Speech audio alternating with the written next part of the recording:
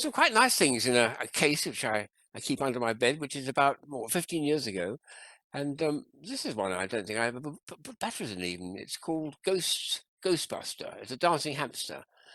And it works very well, actually. So I'll take it out of its packaging. To turn it on, which is a very sweet idea, you have to push the bottom paw there. It says press me. So when you press it, instantly he works into action. Look at that. Let's see if I can get into focus.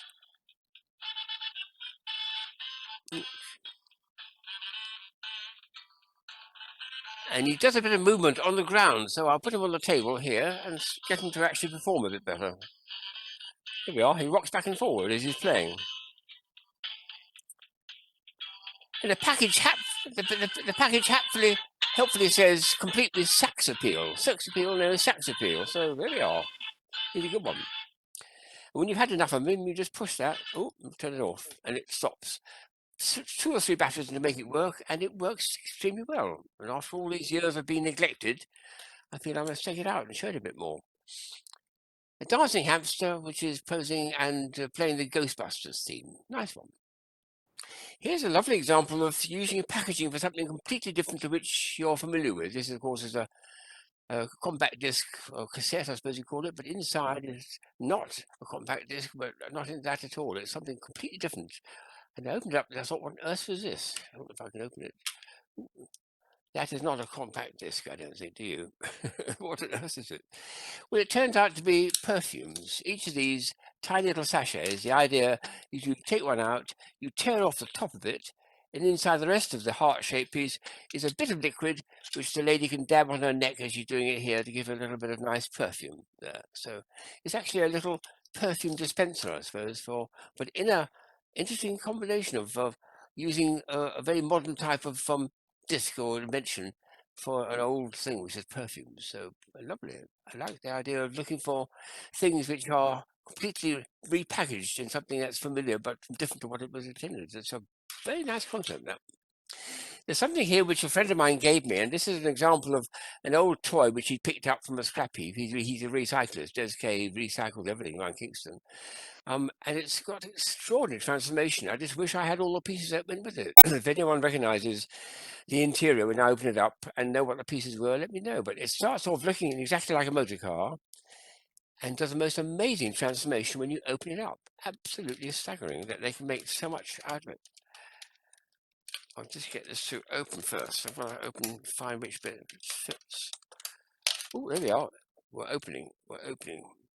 Inside of a car is not the engine or anything. It's a whole little piece of that comes apart like that. Oh, shows it. Ooh, that's come apart. Oh, there we are. Oh, that's come apart. Now look at that. I'll see if I can set this up on the table to show this length of it. And even the top bit here.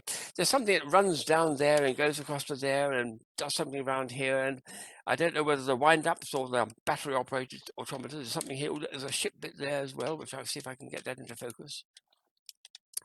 This is an astonishing bit of sculpture because the original, the back of it is still the car. You can recognize the car there.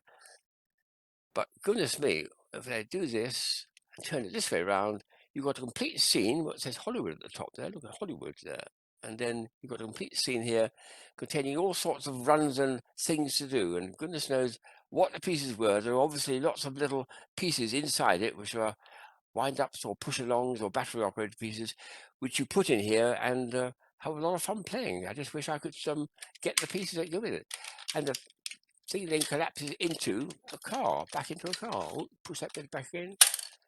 Who would know there was something extraordinary like that inside there? What an amazing packaging for it, isn't it? So wonderful bit of design work for the people who do that. I think it's one of the best examples. I just feel a bit frustrated that I don't know what the contents were.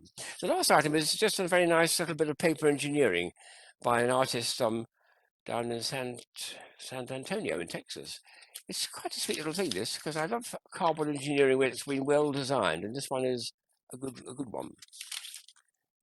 Flat like that, completely flat in fact. But when you push it gently, it turns into a lovely frame. Very, very nice frame. And it's got a nice angle to it. So if it sits on a table, for instance, it'll be sitting at an angle, open up like that. It sits at an angle like that, which is very, very, very nice effect. But it's got some lovely features to it, and I'm just wondering whether I could take it apart and have the fun of putting it all together again, because it's a challenging little bit of paper puzzling to do it.